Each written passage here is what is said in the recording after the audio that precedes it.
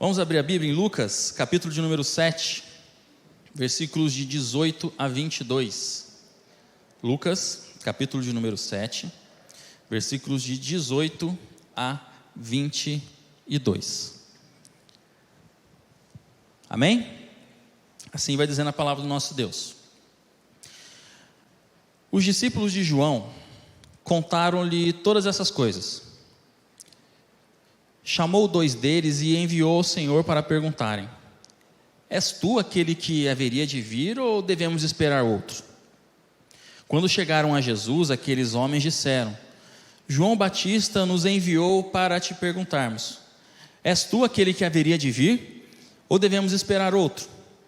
Naquele momento, Jesus curou muitos que tinham males, doenças graves, espíritos malignos e concedeu visão a muitos cegos. Então Jesus respondeu: Voltem e anunciem a João o que vocês viram e ouviram.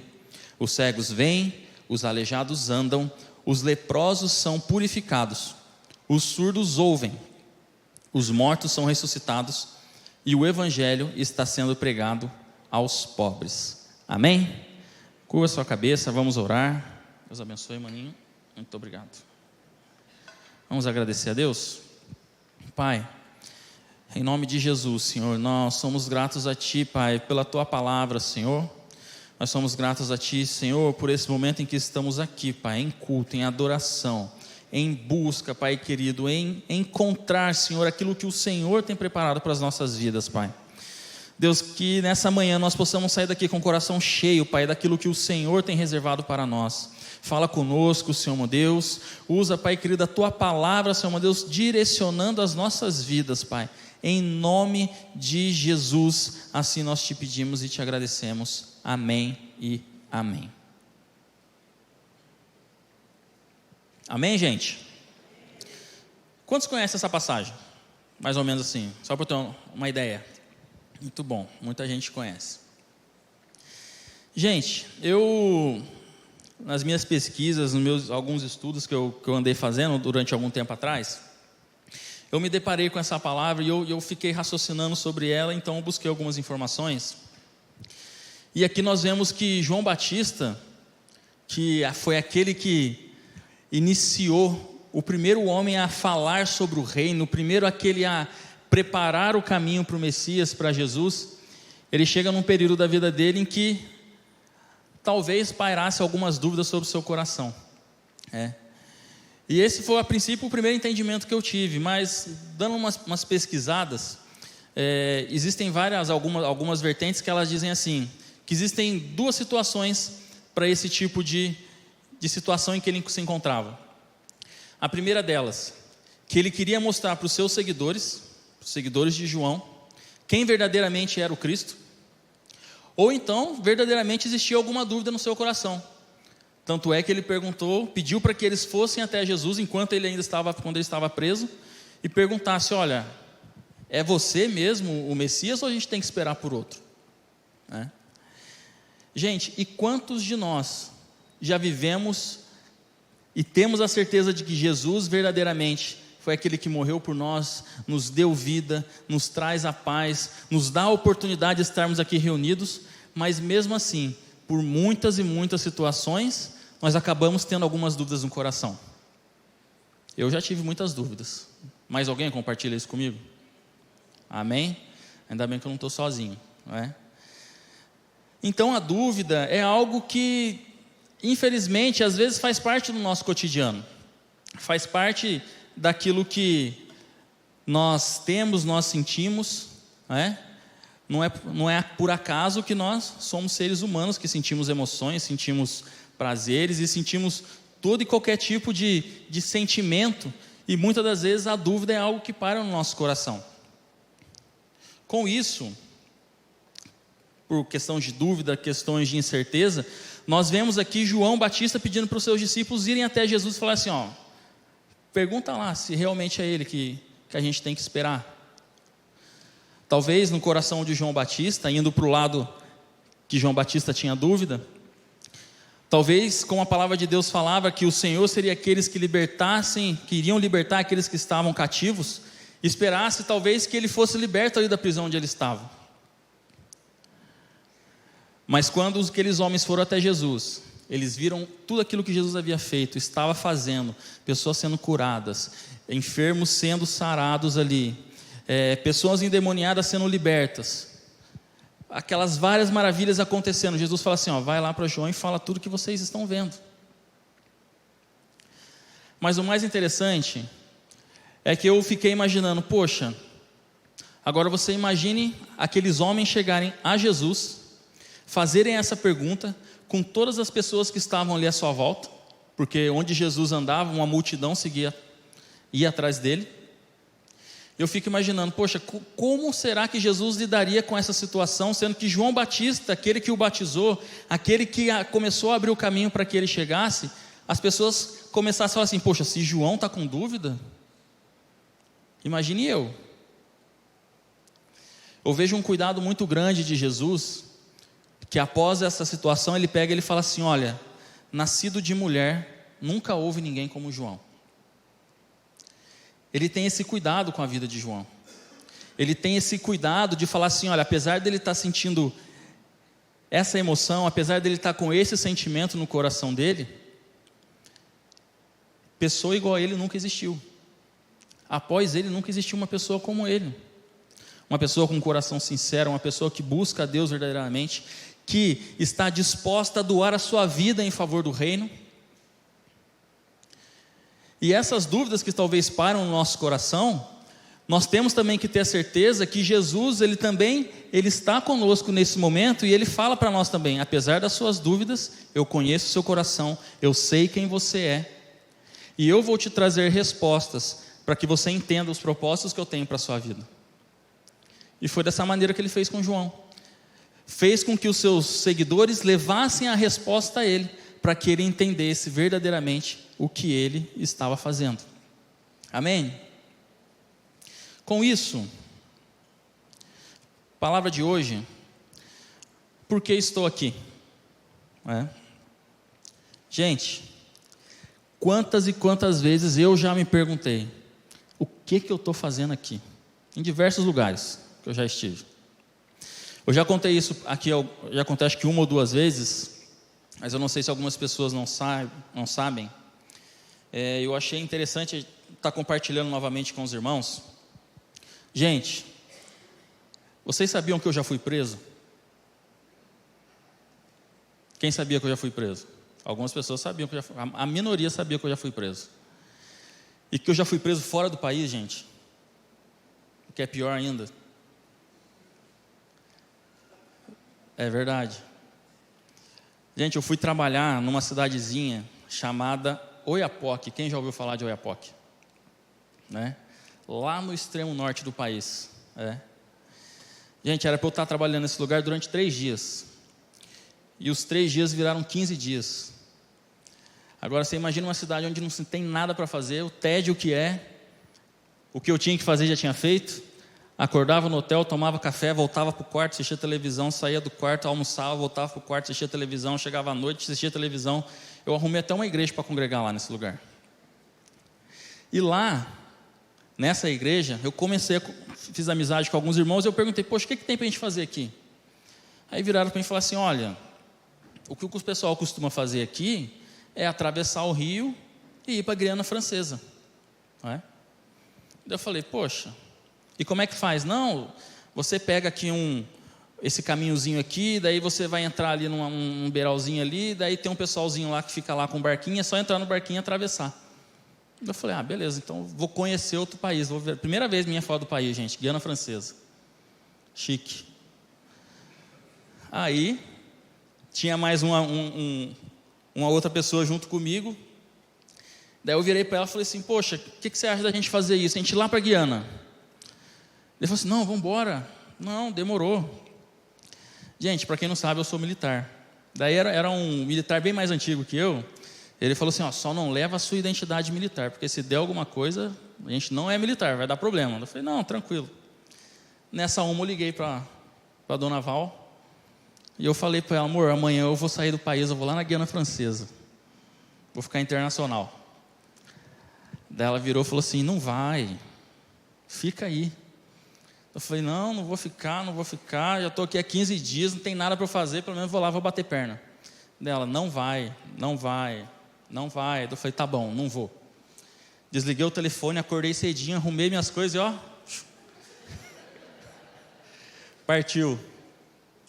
Gente, Deus ele vai dando alguns avisos para a gente não vai notando, né? Primeiro, o cavalo já falou para eu não ir. O segundo, que o lugar onde a gente foi para poder pegar um barco, parecia que a gente estava atravessando com coisa errada, porque assim, é um lugar tão isolado, mas tudo bem. Fomos, pegamos o barco, uma voadeirazinha, atravessamos, chegamos lá, descemos.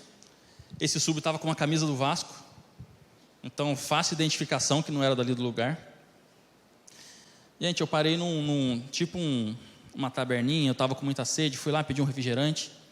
Antes de eu abrir, eu fui pagar com dinheiro, R$1, daí a mulher, só euro. Eu falei, não, mas eu só tenho R$1, só euro. Eu falei, então não quero. Devolvi e saí.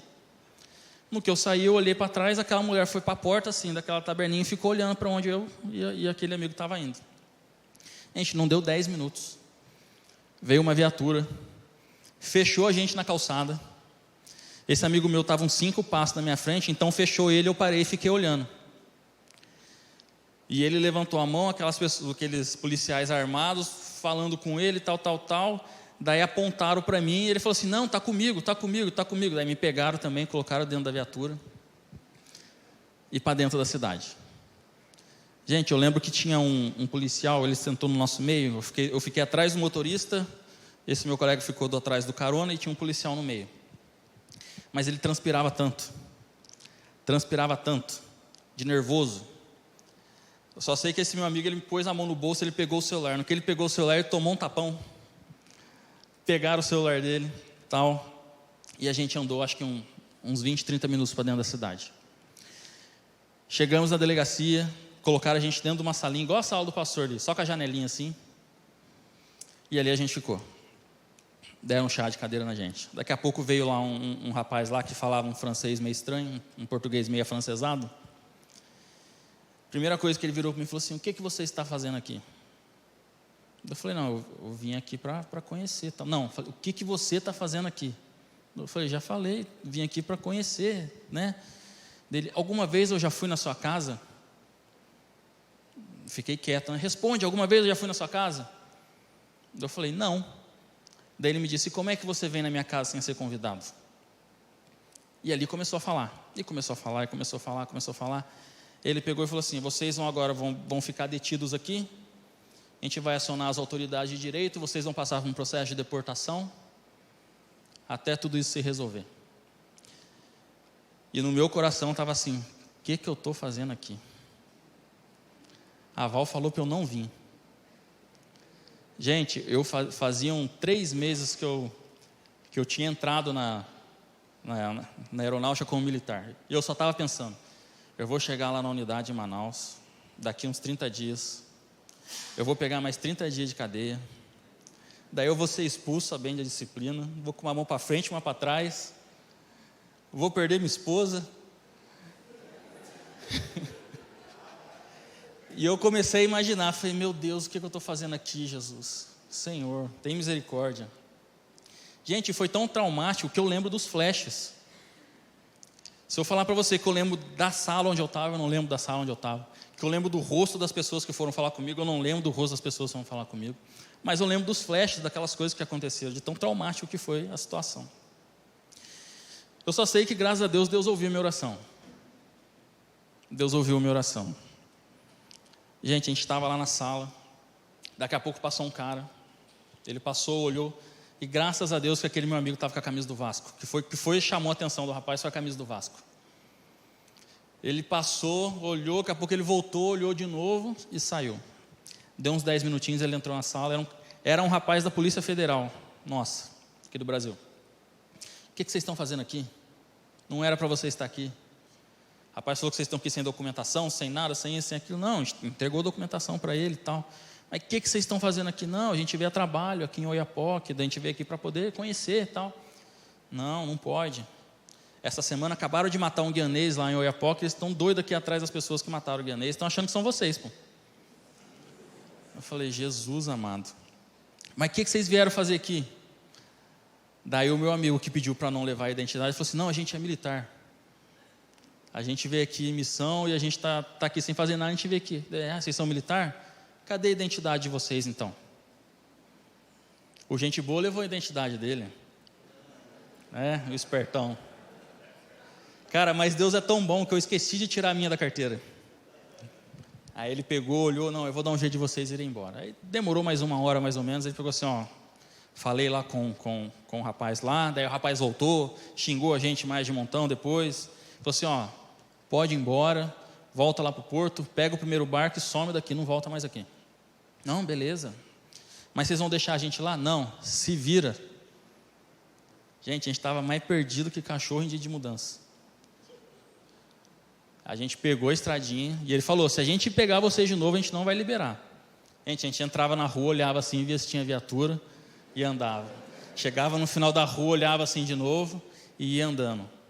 Acho que a gente andou quase 1h30 para poder chegar até o porto. Na hora que chegou no porto, a gente viu o barquinho, a gente nem olhava para o lado. Fomos direto. Subimos no barco e, graças a Deus, fomos embora. Gente, tanta coisa que acontece e a gente fica com essa sensação, Senhor, o que eu estou fazendo aqui? Por que eu estou aqui? Que situação que eu me coloquei? Quantas coisas eu poderia ter evitado se eu tivesse ouvido a sua voz, ou então se eu tivesse dado atenção àquilo que o Senhor estava me mostrando? E isso, irmãos, é algo que acontece no cotidiano nosso. Quem já passou, não por situações semelhantes a ser preso, fora do país, mas por situações que você pega e fala assim, poxa, o que eu estou fazendo aqui? Não era para eu estar aqui. Não era para eu estar aqui. Senhor, me ajuda. Quem aqui já ouviu falar de corrida de orientação? Ou caminhada de orientação?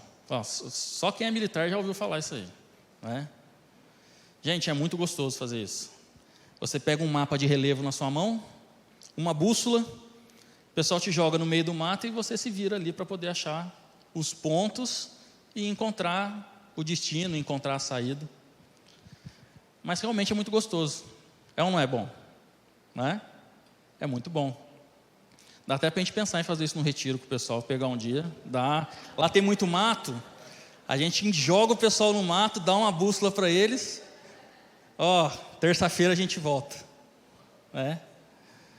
Gente, quem já fez ou quem já ouviu falar nesse tipo de caminhada, nesse tipo de corrida, é muito interessante, até por isso aquela imagem ali, daquela bússola, que você tem um mapa, mas aquele mapa não é um mapa que você olha e realmente conhece os pontos ali. Você tem algumas coordenadas e você tem uma bússola. E a partir daquele mapa e daquela bússola, você vai seguindo as orientações ali e vai se guiando através daquilo. Para você chegar em alguns pontos, você vai lá, outras instruções, e você vai seguindo até outros pontos, outras instruções, até você chegar ao seu destino. A última vez em que eu fiz essa caminhada, eu demorei para poder terminar, eu acho que umas 8 horas para terminar. A gente começou, era umas 3 horas da manhã, a gente foi terminar, era umas 11 e pouco da manhã também, pouco antes do almoço ali. Gente, chega num determinado momento em que você fica totalmente perdido. Você fala, Jesus, o que eu estou fazendo aqui? Eu lembro que dessa vez a gente chegou numa casa, daí tinha um senhorzinho na casa, ele pegou e falou assim, nós estávamos em mais de 20 pessoas, ele pegou, olhou assim para a gente assim, daí ele, daí a gente perguntou, alguma pessoa passou aqui, fardada aqui também, procurando algumas coisas? Ele falou, eu estou aqui a manhã inteira, vocês foram o primeiro que passaram por aqui. Aí a gente já pensou, estamos perdidos. Daí a gente volta para o último ponto e começa tudo de novo. Gente, você vai indo. E isso é interessante, porque quando eu comecei a lembrar sobre isso, eu comecei a ligar os pontos e ver que essa corrida de orientação, ela se assemelha com a nossa caminhada cristã. Sabe por quê? Porque nós possuímos ferramentas que nos ajudam e direcionam a nossa vida para que a gente chegue a um determinado ponto. E muitas das vezes a gente se perde no meio do caminho, assim como na caminhada. Se nós começarmos aí no achismo, não, eu acho que eu tenho que fazer isso, eu acho que eu tenho que fazer aquilo, eu acho que eu tenho que ir por aqui, eu acho que eu tenho que pegar tal caminho, gente, você não vai se encontrar, você vai continuar perdido. Mas quando nós reconhecemos, poxa, eu errei, estou errado, não era para eu estar aqui, o que eu estou fazendo aqui? E voltamos lá onde nós erramos e começamos novamente, nós vamos caminhando e vamos chegando no próximo ponto, até o nosso destino. Aquilo que Deus ele planejou para as nossas vidas. E assim como nessa caminhada é a vida cristã, como eu disse, a gente tem muitos desafios, a gente tem muitas dúvidas, a gente tem muitos questionamentos, não é?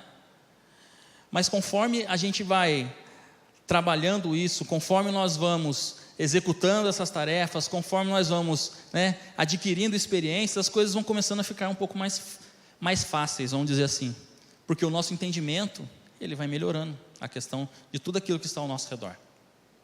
Em 1 Coríntios, capítulo de número 13,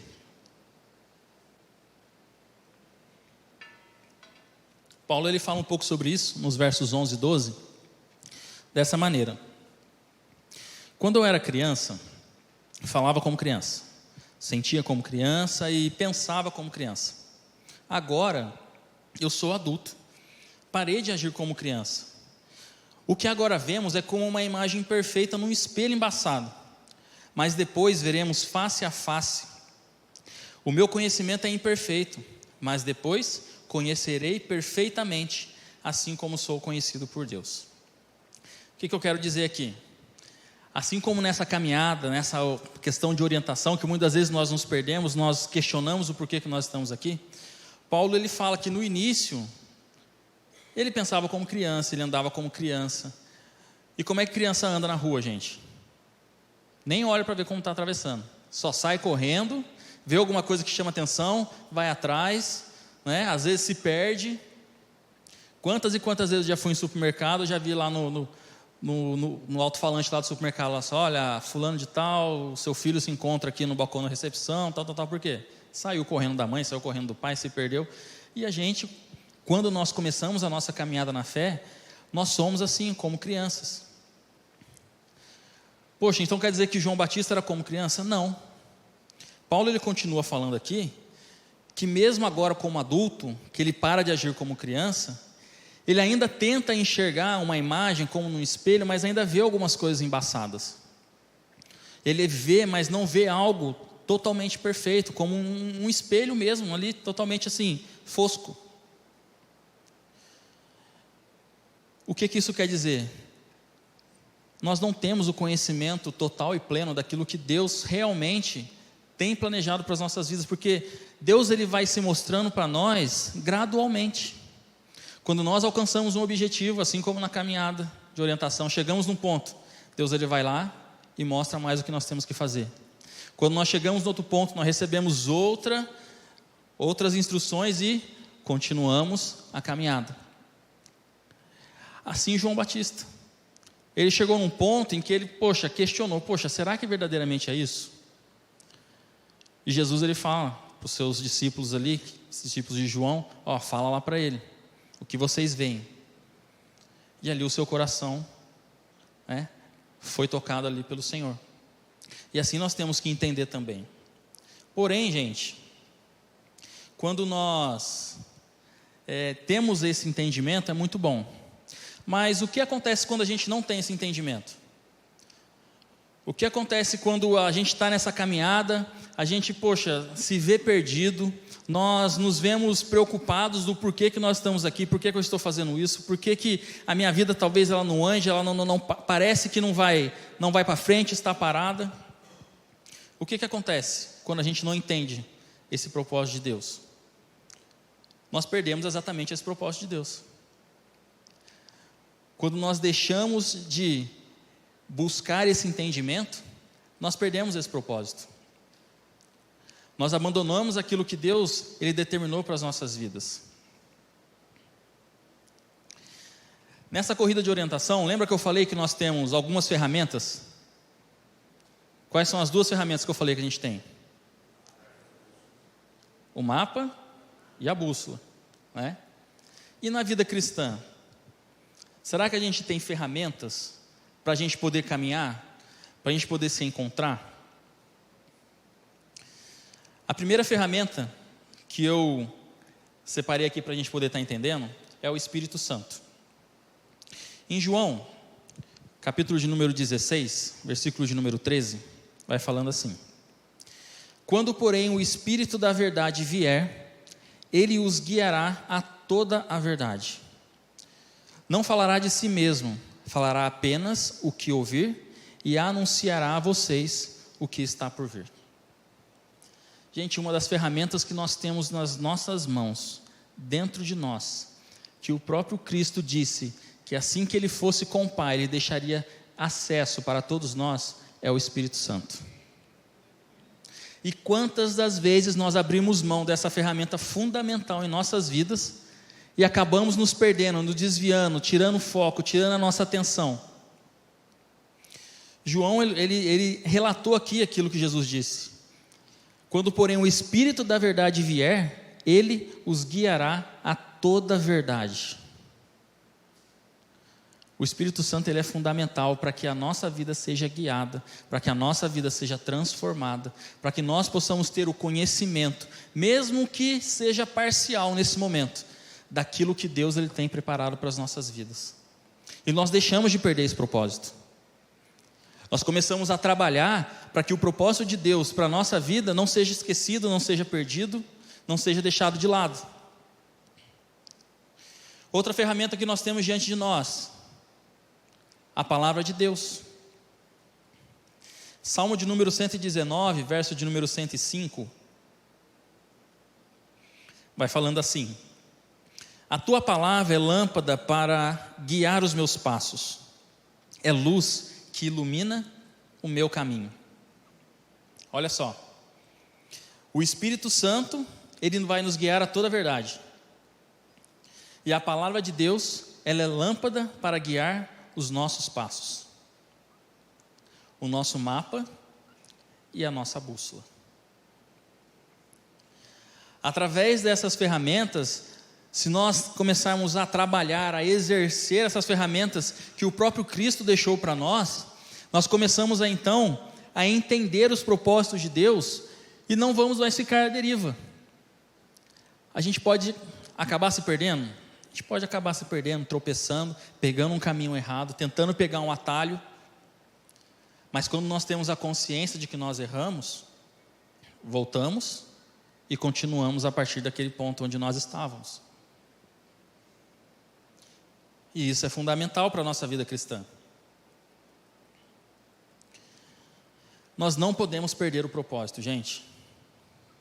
Porque quando nós ficamos perdidos em relação ao propósito de Deus na nossa vida, nós começamos a desacreditar que existe uma saída.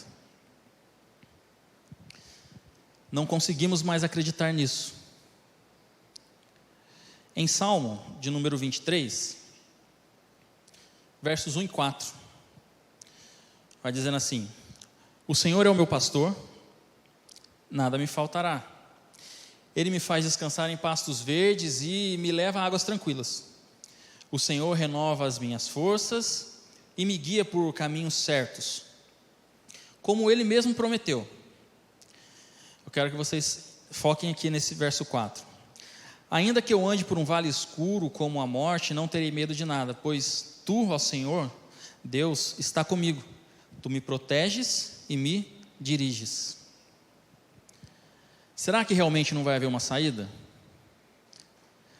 Será que a gente vai deixar chegar a um certo ponto que a gente vai falar: poxa, eu não acredito mais que tenha saída?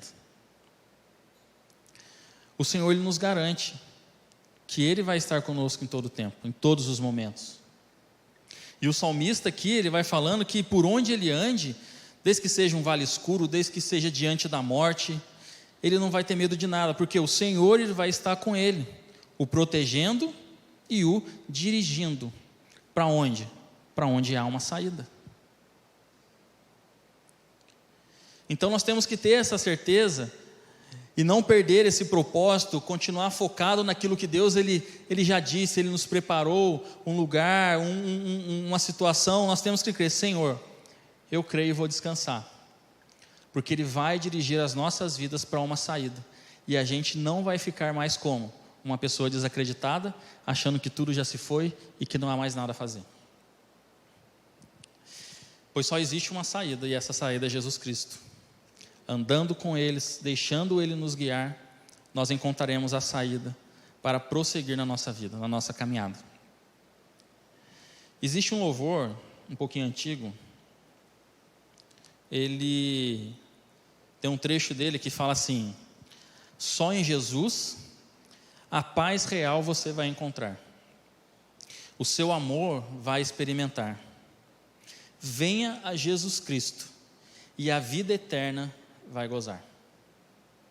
Gente, Jesus ele tem uma saída. Eu não estou encontrando saída. Você vai achar, porque Jesus ele tem uma saída. Procure Ele. Peça para o Espírito Santo: Senhor, fala comigo. Vá na palavra de Deus: Senhor, me orienta. Que, como diz o mineiro, você vai ter a faca e o queijo na mão. Que Deus ele vai mostrar uma saída para você, em nome de Jesus. Mas mesmo assim, não estou conseguindo enxergar uma saída. Qual o perigo que nós corremos? De desistir. Gente, isso aqui, acho que as mulheres também talvez já tenham passado por isso. Quem já jogou bola, jogou vôlei, brincou de alguma coisa que precisava de um certo número de pessoas, por exemplo, 5 pessoas para cada lado, e foram só 10 pessoas lá para poder estar participando. Gente, você fica lá 1 hora, vamos falar do futebol, você fica lá 1 hora jogando bola, você não aguenta mais, está com 2 palmos de língua para fora. No começo, que ninguém queria ser goleiro, agora todo mundo quer ser goleiro, porque ninguém quer ficar correndo, né? Aí você pega e fala assim: ó, se você sair, vai acabar o jogo. Daí você fala: tá bom, eu vou ficar aqui só para fazer número só, mas eu mesmo já desisti. Isso é uma situação que acontece na nossa vida. Às vezes a gente está em certos locais, em certas situações, e que a gente pensa assim: poxa, eu estou aqui, mas eu não tenho mais nada para fazer aqui. Eu estou aqui só para fazer número. Estou aqui só para fazer número, o que vier veio, o que não vier não veio. Já não tenho mais propósito. Já acredito que não tenha mais saída. Então não tenho mais o que fazer. Eu desisti. Abri mão. Gente, e quando nós abrimos mão,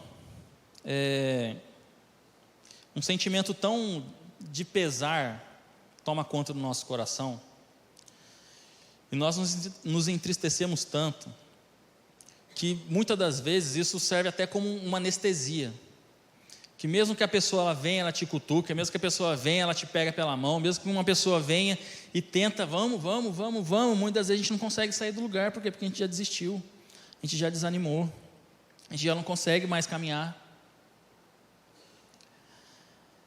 E nessa questão da corrida de orientação, poxa, chega um determinado momento em que você está totalmente perdido, não tem mais o que fazer, a única coisa que você pode fazer é parar, é ficar parado, é desistir. Só que se você está num lugar onde você não sabe onde você está, como é que você vai desistir? Como é que você vai ficar parado? Vai ficar lá pro resto da vida? Não pode. Mas nessas corridas, nessas caminhadas de orientação, sempre tem alguma pessoa próxima, verificando ali as equipes, e quando você realmente desiste, não dá mais para a gente, você fica ali parado, ela pede um socorro, enquanto você está ali, vem o socorro, pega todo mundo e encaminha para uma saída segura. É ou não é verdade? E na vida cristã, vocês acreditam que isso acontece também? Até quando a gente desiste, até quando a gente fala assim: olha, eu vou sentar aqui e não tem mais o que eu faça para me mover. Não adianta fulano, não adianta beltrano, não adianta qualquer pessoa tentar me falar, porque as palavras entram por um ouvido, saem pelo outro. Gente, mas na vida cristã ainda há solução, mesmo quando a gente acha que não existe mais. Lucas, capítulo de número 15. versos de 3 a 6, vai dizendo assim: então Jesus contou essa parábola: se você tiver 100 ovelhas, e uma delas se perdesse, não deixaria as outras 99 para ir procurar a perdida até conseguir encontrá-la? E quando a encontrasse, você a carregaria nos ombros, toda alegre, e viria para casa? E quando chegasse, reuniria os seus amigos e vizinhos e diria: alegrem-se comigo, pois encontrei a minha ovelha perdida. Mesmo que você esteja nesse ponto, eu desisti, pode ter certeza que Jesus ele vai te carregar nos ombros e te levar para um local seguro. Como um bom pastor, aquele que guia as suas ovelhas, aquele que deixa as 99 em local seguro e vai atrás daquela que ficou pelo caminho. Mesmo que a gente fique lá se perguntando: meu Deus, o que eu estou fazendo aqui? Por que eu estou aqui? Não era para eu estar aqui. Jesus ele vai atrás de nós e nos leva de novo a um local seguro, gente. Tenha certeza disso. Nada está perdido, porque Deus tem todo o controle diante dele, de toda e qualquer situação. Daí você pega e me pergunta: beleza então, Bruno, mas como é que eu sei então para onde ir? Como é que eu sei então que eu não vou ficar perdido?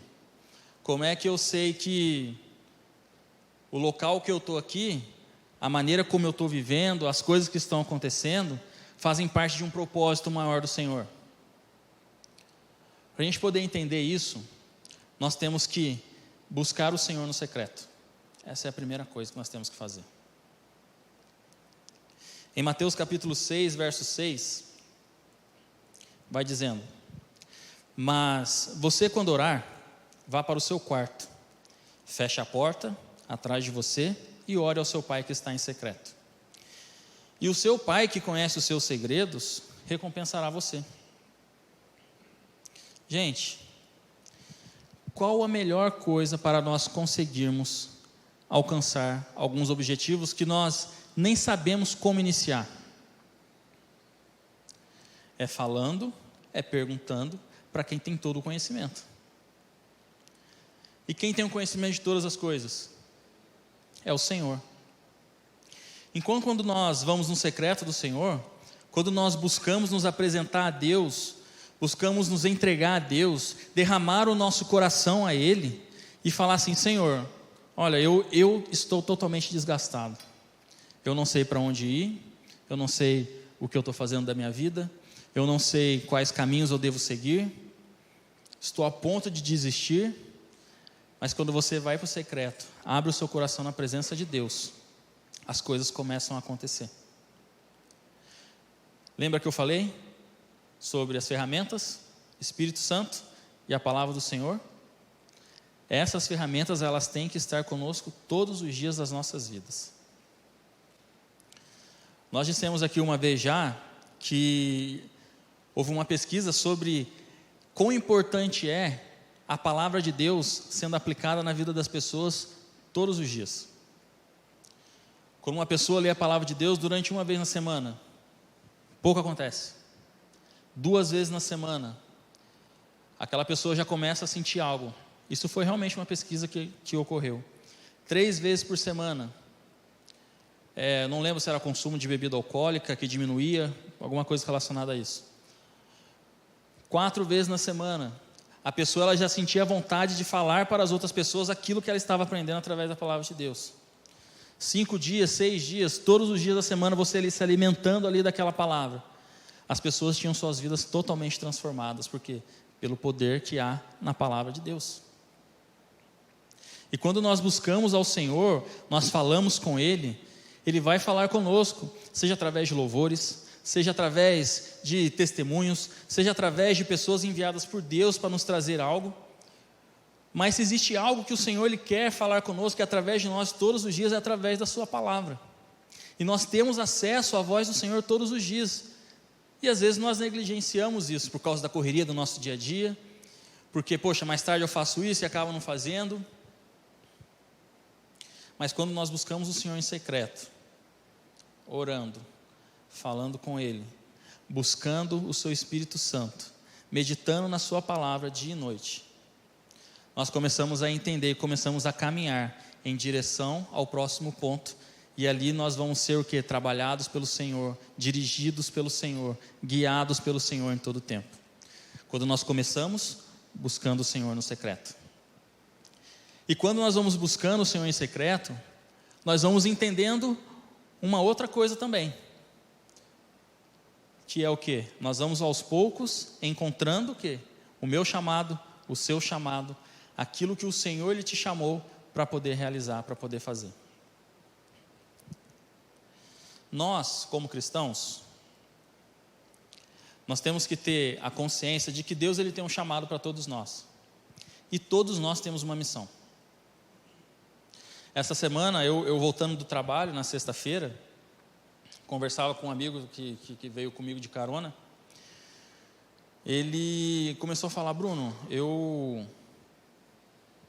desde muito novo, eu vou para a igreja e tal, e ele falava assim: eu não sei estar num lugar, numa igreja, sentar, assistir o culto, levantar, ir embora para casa, passar a semana, mesma coisa e mesma coisa.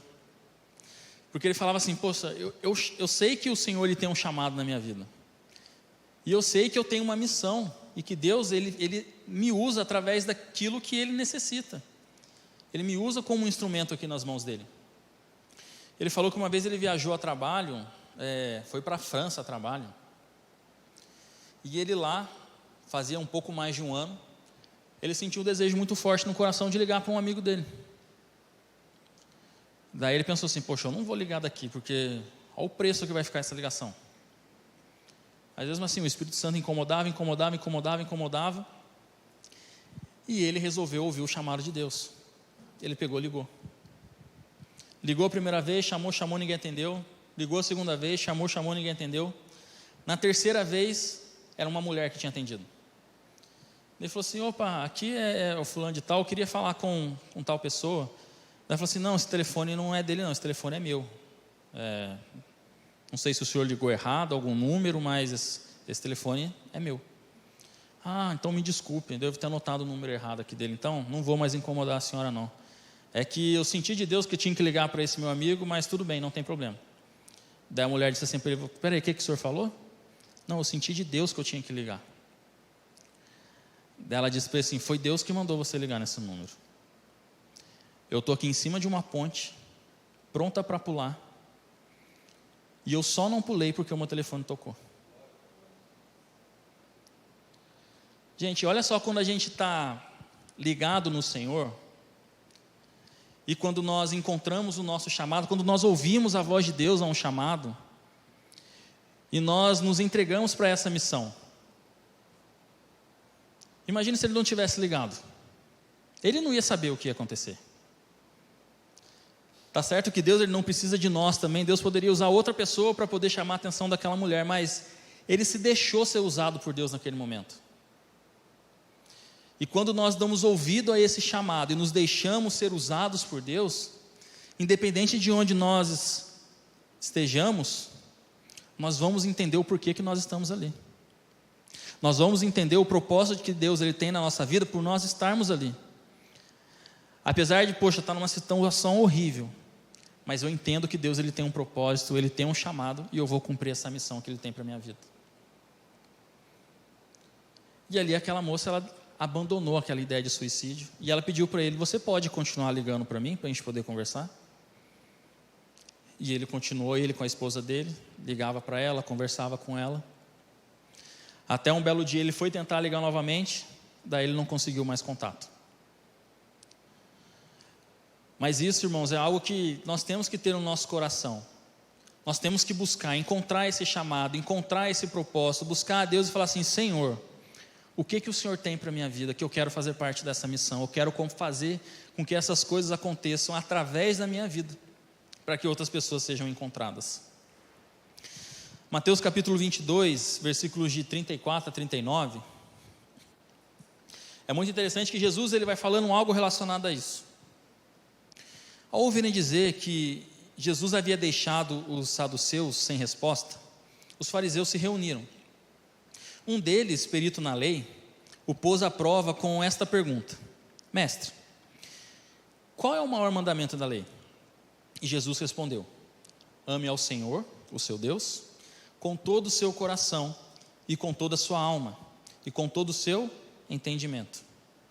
Este é o primeiro e maior mandamento.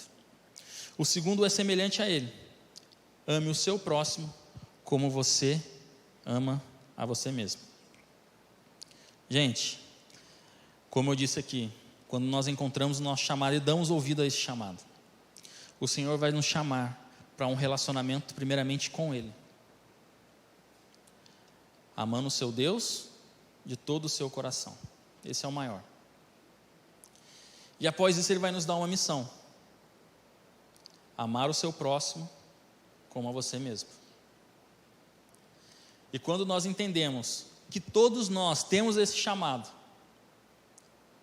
em buscar a Deus, em se entregar para Deus, em deixar Deus tomar conta da nossa vida, nós vamos entender que a nossa missão pode ser com a pessoa que está sentada do seu lado, pode ser com a pessoa que está sentada atrás de você, pode ser com o seu vizinho, pode ser com o seu colega de trabalho, pode ser com uma pessoa que estuda com você, mas você vai entender aquilo que Deus Ele está colocando diante de você e por que você está naquele lugar.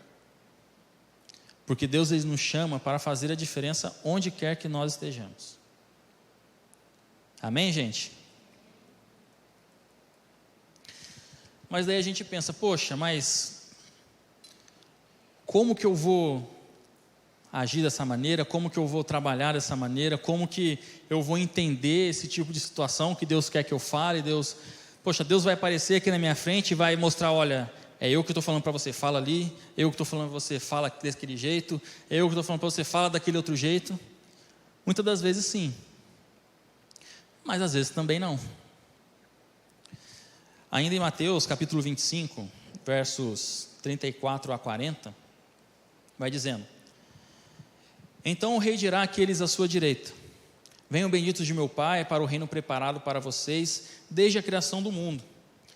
Porque eu tive fome e vocês me deram de comer, eu tive sede e vocês me deram de beber, eu era um estranho e vocês me convidaram para suas casas, estive nu e vocês me vestiram, eu estive doente e vocês cuidaram de mim, eu estive na prisão e vocês me visitaram. Então os justos responderão: Senhor, quando foi que nós vimos o Senhor com fome e lhe demos de comer, ou com sede e lhe demos alguma coisa para beber? Ou como estranho o socorremos, ou nu e o vestimos? Quando foi que vimos o Senhor doente ou na prisão e o visitamos? E o rei lhes dirá: digo a verdade a vocês, quando vocês fizerem isto ao menor destes meus irmãos, estavam fazendo a mim. Às vezes Deus Ele não vai falar para você assim: olha, vai lá e faz isso, vai lá e fala isso, vai lá e orienta a fazer isso. Não. Às vezes o nosso próprio exemplo, às vezes a nossa própria vida, ela pode falar na vida de outras pessoas que estão ao nosso redor. Como diz aquele trecho da música do Leonardo Gonçalves: Senhor, eu quero brilhar por Ti quando o mundo se apagar. Eu quero que através da minha vida outros possam Te encontrar. Faça com que mesmo sem palavras eu fale do Seu amor. Isso é muito mais profundo do que nós possamos imaginar. Às vezes nós falamos do amor de Deus, nós somos bênção na vida das pessoas, simplesmente porque a gente deu um bom dia, a gente deu um abraço, a gente deu um aperto de mão. Às vezes aquela pessoa só queria aquilo, a gente deu um ouvido. O nosso chamado pode ser simples: sentar e escutar. O nosso chamado pode ser complexo: acompanhar aquela pessoa durante um bom tempo, ensiná-la no caminho do Senhor, da maneira como deve ser. Mas o mais interessante é que todos nós somos chamados a fazer algo, e todos nós somos participantes da missão do Senhor, e Ele nos chama para isso. E quando nós encontramos isso, nós vamos ver que existe um motivo para nós estarmos onde nós estamos. Amém, gente? E existe algum outro motivo também para que nós estejamos não só aqui na casa do Senhor, mas estejamos, dentro de uma situação total das nossas vidas, no momento em que nós estamos agora, assim, pensando: poxa, eu tenho feito isso, eu tenho feito aquilo, eu estou num momento de dificuldade dentro da minha vida. Poxa, Jesus, ou então estou num momento de bonança, tenho feito o que o Senhor está fazendo, tenho ouvido o meu chamado, tenho corrido atrás da missão. O que mais o Senhor deseja de mim? O principal motivo de nós estarmos aqui ouvindo a palavra de Deus, o principal motivo do Senhor estar conosco todos os dias, e o principal motivo de nós entendermos os nossos propósitos, é que nós fomos criados e estamos na presença do Senhor para adorá-lo. E isso tem que ser algo constante em nossas vidas. Mas como eu vou adorar Ele? Glorificando a Ele, se rendendo a Ele, amando o próximo, sendo instrumentos na mão do Senhor, servi-lo como representante das boas novas, ser ministro da reconciliação, falar na vida de mais pessoas, trazer pessoas para meio do Senhor, falar do amor de Cristo. Essas e outras maneiras, nós conseguimos adorar o Senhor dessa maneira, desse jeito, dessa forma. Por isso que nós possamos nos derramar na presença de Deus, buscar verdadeiramente mesmo a sua face, estarmos rendidos com o nosso coração aberto, dizendo: Senhor, eis-me aqui o que o Senhor quer de mim. Simplesmente quando nós fechamos os nossos olhos, como nós cantamos aqui agora há pouco, eu vou levantar as minhas mãos, mesmo na simplicidade eu quero adorar o Senhor, mesmo com o coração falho,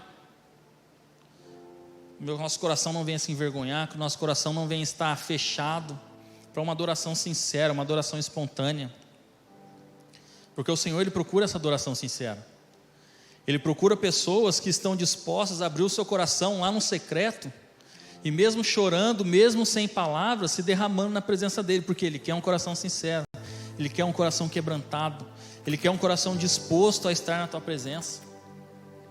Em João 4:23 vai dizendo: no entanto está chegando a hora, e de fato já chegou, em que os verdadeiros adoradores adorarão o Pai em espírito e em verdade, e estes são os adoradores que o Pai procura.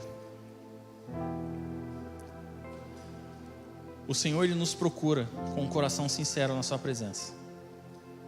Fique de pé. Aleluia.